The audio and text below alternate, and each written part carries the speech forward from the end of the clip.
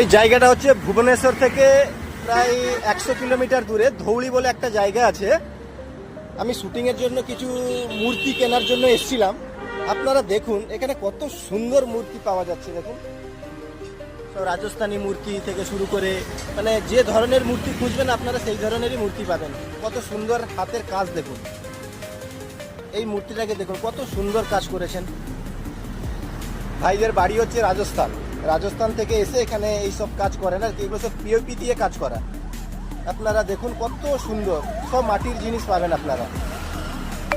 এইটা দেখুন এখানে সব ধরনের মূর্তি আপনি পাবেন। কত সুন্দর লাগছে তাই না? এই দেখুন মূর্তিগুলো কত সুন্দর, এগুলো দেখুন কত সুন্দর তাই না? সব হাতে বানানো ওনাদের, আমি দেখে তো অবাক। দেখুন কতটা সুন্দর মূর্তি।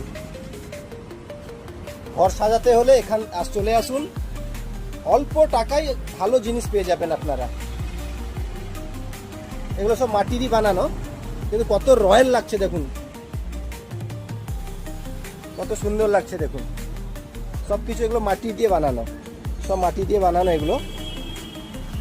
তারা এখন খেতে গেছেন, নাহলে ওনাদের হাতের কাজটা আমি দেখাতাম। পরের বারে যদি কোনোদিন আসি ভিডিও করে নিশ্চয়ই আপনাদেরকে দেখাবো। কত সুন্দর কাজ দেখুন, এগুলো সব পিওপি দিয়ে বানানো, প্লাস্টার অফ প্যারিস দিয়ে বানানো। কত নিখুঁত কাজ দেখুন। এটা হচ্ছে ওনাদের ওয়ার্কশপ, এখানে সব কাজ চলছে।